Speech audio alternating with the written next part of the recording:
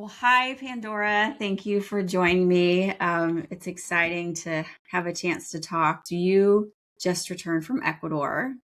Did. And we really want to hear more about how that trip went and some of the things that you learned and also how you prepared. It was fun. So you're one of the first athletes that has sort of gone through this end-to-end process with coaching from Alpine Athletics and then going on your trip or your expedition with Mountain Madness. And so I want to talk about that progression and how it helped you or how it translated on the mountain, but really also just hear from your experience, why you chose to climb in Ecuador. You climbed with a close girlfriend, which I love, and Mhm. some of the things that you learned and gained from that climb. So maybe we can start with just a little background about how you got into mountain climbing, why that's been important to you, and what was kind of the impetus for you starting to explore the mountains. Well, the whole trip with Alpine Athletics and Mountain Madness was so seamless, so it was great. Perfect. But we'll backtrack a little bit. Well, I live in Colorado, and I moved to Colorado from the East Coast because I love the mountains. So my first 20 or so years here, a lot of rock climbing, nothing to an extreme level. I've always been enamored with more of the mountaineering side. When I first got here, which was like 1990, signed up for a mountaineering class on Rainier. So I spent a week with a girlfriend who's still a good friend today. And that was an incredible experience. And then went back, maybe 15 years later and did Rainier again. And fortunately, got to summit both times, which I know isn't always easy because of the weather. And then did a trip down to South America to Peru and did a couple of peaks there. And the tallest peak we got to was just over 17,000 feet. So ever since then, I've just had this goal to get another 1,000 feet, just even to get to 18,000 feet. And all those experiences were in a previous marriage. My life has changed a bit now. So I'm not around as many of the, alpinists and rock climbers and all of that as I used to be, but I still have a love for it. And I still always long to be up there. That's cool. So this past year, I should say, I turned 65. And Congrats. I love uh, that. it's so funny because you always feel like you're the same person. You're like, I'm really not when I look I in the mirror, know. but And then inside, you feel the I look same. back and I think about when my parents, also I'm in my 50s, and I'm like, I Mhm. used to think they were so old, 50 felt so old. And I feel like I'm 35. I don't know how you feel, but I don't feel like old is not in my vocabulary. Yeah, same here. Exactly. But you do find that, more people that don't do as much or have Hmm. injuries or things like that. So that field of friends that you do things with dwindles a little bit as you Yep. get older. So, and that's one of the reasons I decided to do something and sign up with a company to do it. We started out with 4 friends and ended up with 2 friends that were doing it. That's the way it goes. But I just thought, okay, this year I'm just going to do something that pushes myself. And I've always had that goal to get over to 18. And, as it turns out, it was over 19, which was even better. But that's how kind of it all came about. And I kept kind of looking into it. And then finally this year pulled the trigger. And what were the things that, as you look back and sort of reflect on that matriculation, do you know what it was that kept calling you back? Were there certain things you learned when you were in the mountains or gained from being there that you wanted more of? Yeah, well, it's the desire to, kind of push yourself, go a little out of Hmm. your comfort zone. And I say that knowing it's kind of in my comfort zone, but doing more than I've done before. And to be honest, it's been a long time since I've been up Rainier and I went to Peru. So there was definitely a nervousness about capability or what it was going to be like that I may not have had 20 years ago Yeah. about equipment, all of those things. What I've learned is that, again, my soul just sort of wants me to be there. And there's something about being in the alpine world and above tree Hmm. line that has always drawn me. And, every once in a while, you just have to actualize that. You do. Yeah. Yeah, you totally do. And I think that when you actualize it, you figure out a lot of things. One of them is what you're capable of. And Mhm. then and you sort of push the line a little bit further, that capability line a little bit further. And then you Mhm. become curious about what happens if you, in your case, if you go up to 18,000 feet, what does that feel like? Or what do you learn? Or what's the difference? And you just keep progressing that. And I think that's how we grow and evolve. And to me, that's a big part of being in the mountains. It is. And it's also being in a realm that, most of the world doesn't ever get to Yeah, experience. I always feel so fortunate. See, I almost get choked up. totally. But it's true. I just feel so fortunate that the beauty, the starkness, the effort, Yep. all of the things are something that most people don't get to experience. Many don't want to, but Right.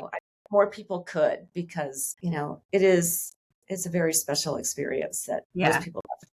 And I think that's a really important thing to not forget because I have often been in the mountains and really in that like headspace of effort or achievement and stop appreciating where I am and how special it is to be there and how fortunate I am to experience those things. So I'm glad you said that because it's a good reminder probably for all of us to just take a second, even if things aren't going smoothly or exactly how you thought they were, to just be super grateful for the experience we get to have and share. What was it about, aside from just, getting a little more elevation, what was it about climbing in Ecuador that made you choose that place and those mountains? Well, it's always great to go somewhere you haven't been. Yeah. So that was part of the draw. And, I'd heard of Cotopaxi, didn't know a whole lot about it. And then when I just started researching online about, what might work, it just, one looked like a beautiful mountain. I mean, it's just the most perfect volcano. And, it seemed achievable. And, there's other options like Orizaba in Mexico, which I did think about as well. But I decided I don't know, to go a little further afield and just have a little bit more of an adventure. So the adventure of also being, further afield in another country. And it just looked beautiful. But, when I first started looking into it, it was closed because there's a lot of gas and you couldn't even go. So kind of enticed me a little bit more. So when I heard it was open again for climbing, I was like, all right, I'm in. I was there in 2024 and it had just opened and like the mountain itself logistically wasn't set up to receive expeditions. And so though we hadn't planned on climbing it, it was fortuitous that it opened while we were there, but still we weren't able to climb it. So it's for me unclimbed and a place I need to get back to. That trip was the first time I had traveled to Ecuador and I was just really taken aback, I think, by the culture and the food and the people and the accessibility of mountains. Here and in a lot of places in the world, mountains, it takes several days of walking to get there or, really long, arduous drives to get there. And something I've found about Ecuador, and I would say Mexico as well, is that you get to be in a beautiful, vibrant city, go for a couple hour drive, climb up to, 18, 19,000 feet, and then come back down to a beautiful old hacienda, have a great meal, a glass of wine, recover, regroup, and then go back and do it again. It was amazing. And it was more than I expected, in terms of all the other aspects of it, places that we got to stay, the other peaks that we did. And like you said, the people and the food. I mean, honestly, there was like no drawbacks at all. Well, give us a sense. So there's a lot of people, I assume, listening who, for them, maybe climbing Cotopaxi or Cayambe is on their radar. So what was it like? What were typical days like? Or what was like a low light or a highlight that you'd want to share with people? Well, first of all, it was great to have the other peaks to do ahead of time. We're at 15,000 and then 17,000. Yep. And it actually felt like a little bit like I was chomping at the bit, like, okay, now I'm ready, I'm ready. But I was really glad, the way the trip was set up and our guide was amazing that we gave ourselves time. A couple times, I guess it felt like a little hurry up and wait. And the elevation just wasn't as big of a deal in terms of how I felt physically that I thought it would be. I mean, I was just sort of expecting like, okay, I just know I'm going to be so miserable. It's going to be awful, but it's going to be great, but it's going to be awful. And yeah, it was hard. And believe me, when we got close to the top and I could smell the sulfur, I was like, Yeah. we're almost there. And it was dawn. It was just amazing. Aw, So I was really ready to be there. But the way it was all set up, it really wasn't like I felt like I was just dying from lack of oxygen at all. that's So amazing. yeah, that was really a highlight because I just thought I was going to be so miserable, like barely able to put one foot in front of the other. And Yep. again, it was hard and I was tired, but it wasn't as bad as I thought because And of the you put training. in a lot of work ahead of time. So you worked with a coach from Alpine Athletics to prepare. And obviously, we're all susceptible to altitude regardless of our preparation. But I really feel like if we've taken the time to focus on physical and mental preparation, that we're just more resilient as mountain athletes and we're able to understand what our body's doing. I do think physical preparation, can help you just be stronger at elevation. And Mhm. certainly your experience on other mountains, though lower, you're still susceptible to altitude illnesses, helps you understand how your body reacts.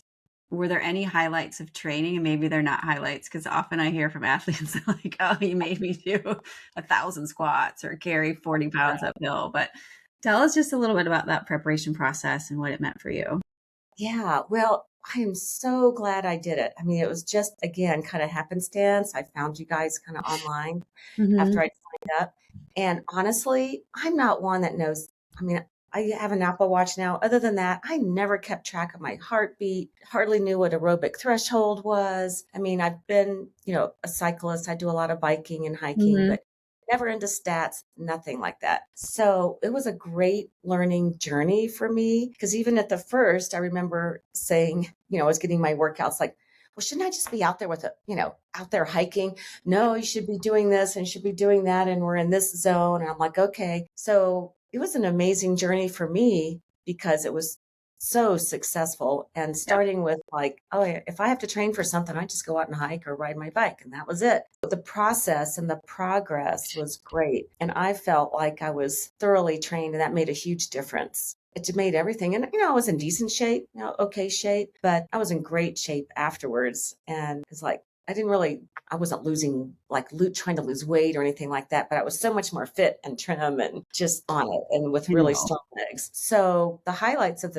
well, I can just keep chatting away Yeah. here, but Go for it. the highlights were one, I'm in a business in real estate, which is very knee jerk. So it's like, oh my God, you're really Mhm. busy. Oh my God, this is happening. Mhm. That so for me to really be dedicated to working out 6 days a week was a big deal. And I, for the most part, made it happen because it was so Good. important. And I was so nervous about like not being in shape enough. And the other thing that was wonderful about it is, of course, went out and did a lot of hiking, tried to find steep hiking. I had the days I had 25 pounds or 35 pounds, tried to get at elevation too. But I got out to so many places I hadn't been before. I mean, I've lived in Colorado for 35 years, but there's still plenty of places I hadn't been. So the training also involved being in beautiful places. So, and up high, which I really enjoyed. We're so fortunate, you being in Colorado and me being in the Cascade or near the Cascade Mountains, that we've got access to that kind of training environment because so many people we work with spend hours on a treadmill or in a gym, just, and it gets very monotonous. And I think that's good mental training, and builds mental resilience. But there's a lot that's learned just by being on unstable terrain outside. And like you said, being able to be up high as a part of your training, I think makes a big difference. Yeah, there were a few times we'd go up to, Loveland Pass, and this was in the fall, and the weather was spectacular down here where I live and down in Denver. And we'd be up there, and the wind would be howling, and it's freezing cold. And there were those miserable times, like I am so done, with trekking up the same, rocky slope Yeah. and Yep. but the other person on our trip that we didn't know initially, had so much respect for him because he was from, I think, Ohio. And he Yeah. said 100-foot hill. And he got out there on that hill with a 35-pound or 45, whatever pack, and he must have done it 1,000 times. And he said one day he did it for 8 hours. I was so impressed because that takes something, It does. Yeah. Yeah, in great shape and, had no problem. I really Yeah. think it when you got limited resources, limited elevation resources to train in, that you have to be more creative. And as coaches, we have to be more creative too, to create, get the most out of what elevation you do have access to. But it really creates a lot of like mental toughness to like Mhm. know that I've got to be on this treadmill for 3 hours today. Or, I have to go up and down this hill for 8 hours. Oh, I can even imagine. And I will remind myself of that if, here in the Pacific Northwest, this time of year, it's often like rainy and 45 degrees and just Mhm. really miserable. And I would not trade one of those rainy days of training for being on a treadmill in my gym for 3.5 hours. It's just so much better to be outside. Yeah, it is. It is. But it's always so rewarding after every workout. It's like, yay, I did it. I've never tell us sometimes to athletes, I've never worked out and afterwards been like, why did I do that? Like, Right. you always feel better after. And the hardest part is just taking that first step or, getting into the gym or getting on the bike or whatever. And then you always feel better afterwards. And that's why having a goal, like for me anyway, is so important. Like everybody, so many of us want to stay in shape, we want to be active and do all of that. But when you have a goal, it makes all of those times when you're like, oh, why am I doing this? So much Yeah. better. You're getting to something. I find, it's the beginning of the year. And so people are setting their goals for the year, whatever those adventures are going to be. And it's great to get to help people strategize and prepare for those adventures. And so many people without the focus of a goal just don't, it's hard to find the motivation to train 5 or 6 days a week without that. Well, I'm happy to hear that your preparation went so well. Did you do any mindset work with Jackie? I've forgotten if she talked to you a little bit about that. Yeah, I didn't really. I Okay. don't know. I'm just kind of one of those basic, like, let's get her done.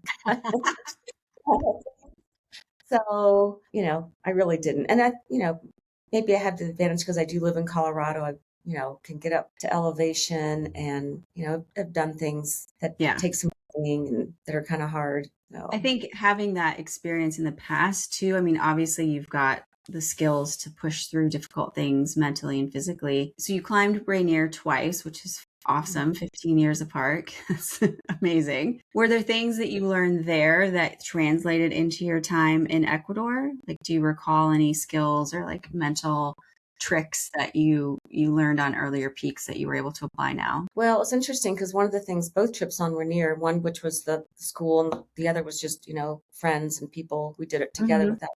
But always having to work with the other people, being on a rope line, working with somebody that's faster or slower or in different mental states of mind and, understanding that and not being selfish, I guess I say, Yeah. it's not all about you, not all about you getting to the top. To work with others was, I think key in understanding and appreciating the whole mountaineering experience. So that translated as well to Cotopaxi. And one in our group didn't make it. And that was disappointing because I got emotional when I got down too, because I wanted to be up there with my girlfriend at the Sure. time. So I think all the people dynamics are kind of a key Uh, part of the experience. I'm so glad you brought that up because it's a really big deal. And, we as mountain guide and me as a mountain guide company owner really try to like be focused on vetting and understanding people's personalities and making sure they're a good fit for the team. But you just don't always know how someone's going to react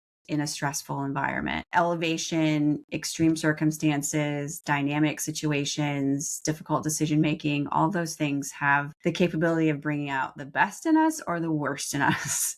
Very often it's the worst. Like you get to really see someone who's under stress and maybe doesn't have the tools to manage that stress well. And so I think it's important for anyone embarking on an expedition to realize that that's a big part of success in the mountains. It's thinking about how you show up as a team member and making sure that you're always contributing in a positive way to the dynamic of the team. And I've certainly had bad days where I couldn't have said that was true, but I think with experience and time and good partners, you learn to self-regulate and be more conscious about how you're showing up. Yeah, it's really true that you're contributing to it and not creating anxiety or negativity. And, Yeah. but you're right. We all have moments where it's just miserable or we're scared or, I don't know, equipment isn't quite right or Yeah. something's not happening and you're just frustrated. So and that's what I think is so great about mountaineering is it really puts you in situations that you might not ever otherwise be in terms of safety and physical exertion and mental toughness that needs to go with it. And I'm curious, I'm sure the answer is yes. How do you take those skills and translate them into your day-to-day life? Because I find that so many skills that we need in the mountains, teamwork or mental resilience are very applicable to our real lives. Have you found that to be true? And like, what kind of things do you find that you are able to transfer? Well, yeah, I do find that because it's, we all get bogged down by the little things and then you catch yourself and go, really?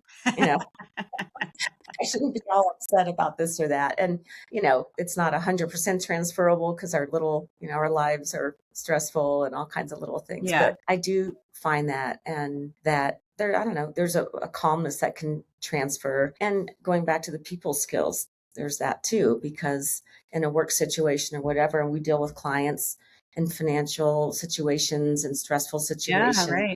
being able to be here and be calm, even though I might be like, oh my gosh, I know I can't believe this is going on and this is going to blow the whole deal. But being able to maintain this kind of level, it's rewarding when you can maintain that level, and then you're helping somebody else also maintain either positive or even keeled level. Yeah. So I think those definitely translate from being up in the mountains. Which do you think came first for you that you learned those skills? I mean, you probably had those innately, but did you notice them show up in the mountains first and then that translated into your work, or was it work first and then you're like, oh, these are the same skills I use at work and I can use them in the mountains?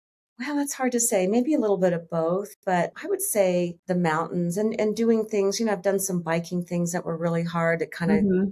to the core in terms of difficulty. So those kind of experiences, the physical pushing of yourself, kind of translates over into the work world a little bit Yeah. more. Certainly a balance. I spend a lot more time working, sadly, than I do in the mountains now. So hopefully, it's probably some It cross reference. balances out at some point. It's always really, and I didn't realize this in the beginning for sure, but over time I realized how much, teamwork and awareness and discernment that I needed to be successful in the mountains also helped me in my business life and my personal life. And I think that's part of why I kept going back to the mountains, because it was like this classroom for me to learn these skills or gain this experience in a really concentrated way. And then I think if you're paying attention, you realize that those are skills you can apply and learn elsewhere. And that to me is really appealing. And the other part about the people side of it is, we do a lot of things here, and have always been kind of one of the leaders in organizing backcountry hut trips, let's say, or Mm-hmm. bike trips or other things like that. There's a real joy in kind of helping people get through some of that, and if I were to do it all over again, I'd be sort of an outward bound leader or something, perhaps. Well, it's not too late, Pandora. You can still do Yeah. that.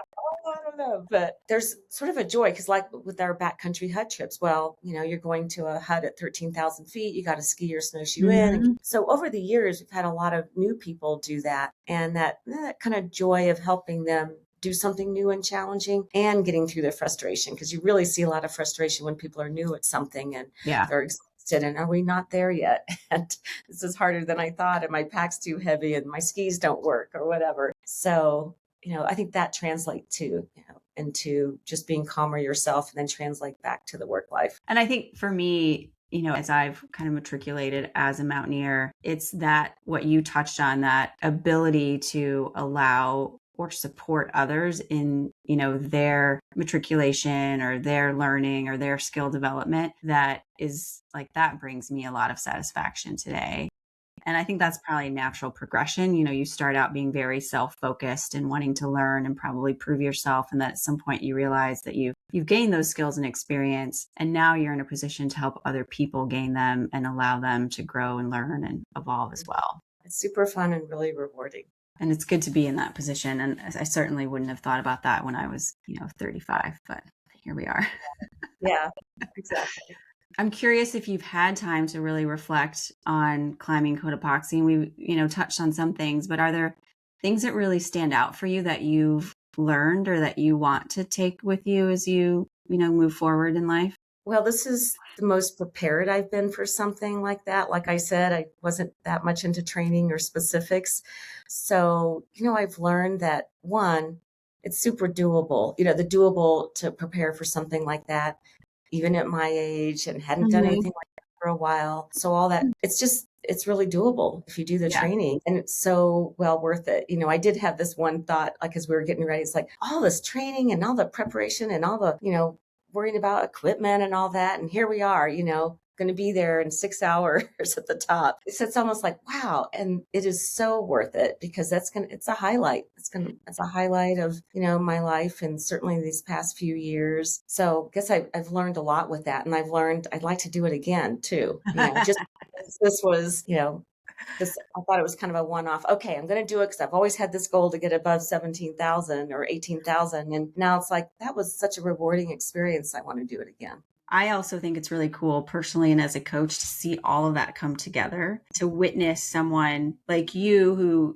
hadn't really followed a formal training program and had been successful like regardless, to put in the time and the work and to be curious. Like we talked a lot about gear and what the day to day was going to be like, and to just really like dive into this climb as a project. And then to see all of that evolve into showing up really prepared and confident. And regardless of whether you summit, you've learned a lot along the way. And I think to me, that's what it's really all about. I know the whole thing, the training, the getting out with other friends and as part Mm-hmm. of training and getting out there, seeing new places, doing new trails, all of that. And then the whole experience, with Mountain Madness in Ecuador was just literally great from start to finish. So yeah, the whole thing was just delightful in a sense. Right. It's kind of a funny word to use about training, but it was great. If you can get to the delightful stage, you're doing something right.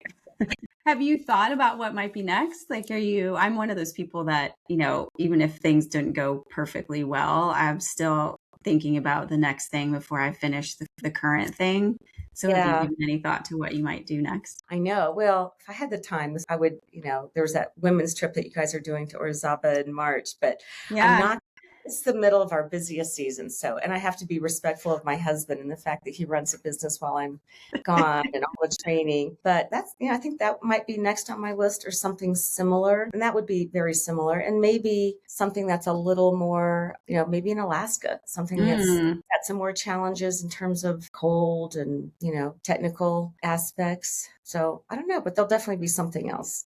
Well, there's certainly the way I like to think about it is what did I learn or gain on this trip? And Uh-huh. then what do I want to keep learning and what skills do I want to keep developing, or, where are there gaps in my sort of resume as a mountaineer? And what are the mountains that I think will help me get closer to that objective, or that kind of sense of confidence or level of skill? Hmm. And there's a lot of options out there and a lot of cool places to visit and explore. Yeah, for sure. And I'm, excited to get back on the crampons and do something else and, push a little harder, a little further. Well, this has been great. Is there any last sort of advice or like anything you want to share with other people who are maybe thinking about climbing or considering bigger objectives or bigger adventures? Well, I would just say, it's also doable. I mean, I hadn't been on crampons in 20 years. And again, just turned 65. So I was a little, worried about all those aspects. Yeah. And, doing the training, being with a great guide, all of those things made it just super, super doable Yeah. and safe too. So, I guess I would say what most people say, you just get out there and do it Yeah.